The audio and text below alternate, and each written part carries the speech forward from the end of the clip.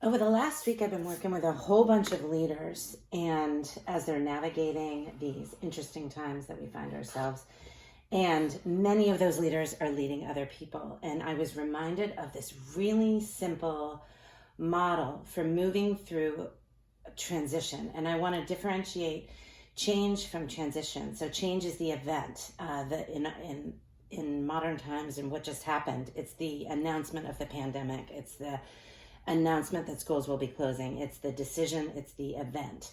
Transition is the psychological process we go through before, during, and after an event.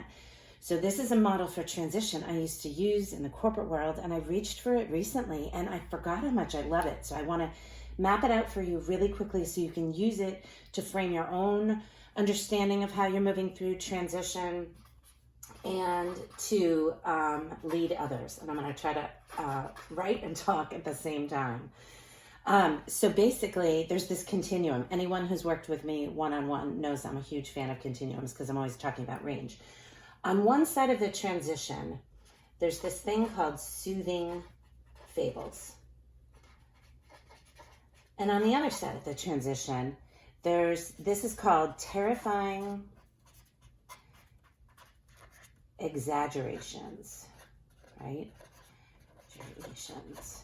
Hopefully I won't spell things wrong here. Okay, so the idea is in times of transition, our human nature is to default to one of these two things first. We have a capacity for both, but the idea is that in times of crisis, in times of transition, in times of unknown, when there's chaos and when there's darkness, we will head to one of the two things.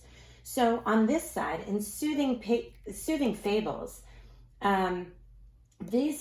it's just what it sounds like. It's, of course, both of these are extremes of it. So soothing fables you'll hear in times of transition are, people will say, nothing will change.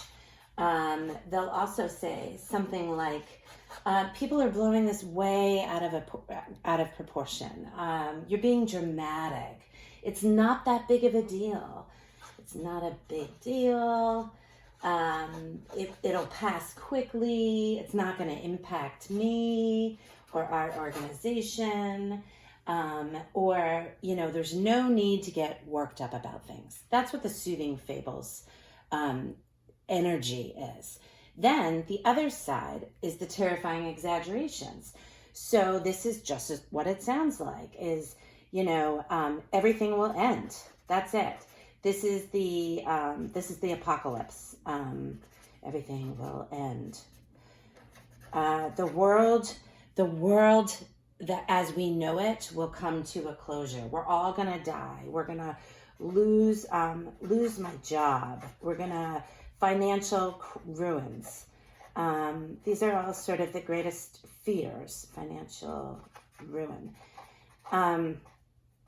So if you want to think about things, this is the land of exclamation points, and this is the land of the ... It's not going to happen to me. It's not really going to impact us. It's really going to pass quickly. So the reality is the likely in the middle, right around here, this is generally the likely reality. It generally lives somewhere in between these two. Now, here's what I'm not suggesting. I'm not suggesting we all not give voice to these soothing fables, or we don't give voice to the exaggerating, terrifying exaggerations, because this is where fear lives and this is where hope lives. These are things we need these are very basic human emotions, and let's not rob people of these in these times, right? These get to exist. So I'm not suggesting we all meet in the middle and that somehow we have to live around this constrained range, because what doesn't help in these times is to dismiss and discount and deny how people are feeling. Now, how that looks, the unfortunate thing that this model really helps to illustrate is the soothing fable people are over here hanging out at any one point in time. And they look at the terrifying exaggeration people and they shame them. So they might say stuff like, You guys are all paranoid. You guys are the glass is half empty. You're such pessimists, or you're, what I'm hearing a lot of is, I don't mean, you are Debbie Downers. You know, it's not going to be that bad. So what we do is we shame over here. Likewise, people who are defaulting to terrifying exaggerations and are feeling that at this particular time, they look at the soothing fabled people, and what do they say? They say, you're not being realistic. You are looking through rose-colored glasses. You are being a Pollyanna. You don't know what you're talking about. You're a fool. So these people, when we are hanging out in the polar places, in the extremes of what is normal human emotion, we tend to judge and shame the people who are on the opposite. So why am I giving you this model? I'm giving you this model because while you might default to one of these at any one particular time, I'll go here. I often go here first, unless I go here first. So I have very distinct parts of my personality. But what I've been finding with my clients is minute to minute, hour to hour, depending on the news cycle, depending on where you are, depending on how much sleep you get, you might visit both of these. So why I'm giving you this is language to normalize what is fundamentally a basic human response. We are animals at our core, so this is a natural response. The invitation of our times and the invitation to leaders, if you want to tap into deeper levels of compassion and lead your people through this time of transition, is to acknowledge the fullness of this range.